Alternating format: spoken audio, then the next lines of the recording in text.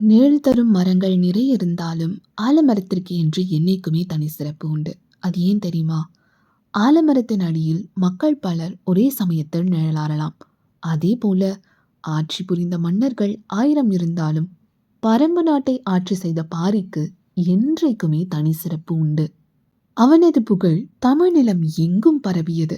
தன்னலமற்ற கொடையுள்ளத்தால் அவன் புகழ் மேன்மேலும் வளர்ந்தது. அது எப்படிப்பட்ட வளர்ச்சியாக இருந்தது தெரியுமா? மூவேந்தர்களான சேர சோழ பாண்டியர்களே அவன் மீது பொறாமை கொள்ளும் அளவிற்கு இருந்தது. அவனை எப்படியாவது வீழ்த்த வேண்டும் என்று நினைத்து மன்னர்கள் பல முயற்சிகளை கையாண்டனர். ஆனால் அவனை எதிர்த்தவர்கள்தான் தோல்வியை தழுவினார்களே தவிர பாரியின் வெற்றியோ பரணி எங்கும் பரவியது. இதைக் கண்டு வெகுண்டு கொதிந்த மூவேந்தர்களோ, இது சரிவராது, நாம் தனித்தனியே மேற்கொண்ட போர் முயற்சிகள் கைகூடவில்லை, அதனால் இவனை நாம் அனைவரும் ஒன்றிணைந்தே எதிர்கொள்ள வேண்டும் என்று திட்டம் தீட்டினர்.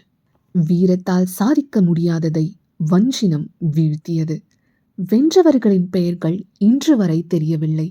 ஆனால் வீழ்த்தப்பட்ட பாரியோ வரலாற்றில் ஒளிரும் நட்சத்திரமானான். வள்ளல் என்ற சொல்லிற்கு உயிரானான். அப்பேற்பட்ட பாரியின் வரலாற்றின் சிறப்பை அறிய என்னோடு இணைந்திருங்கள்.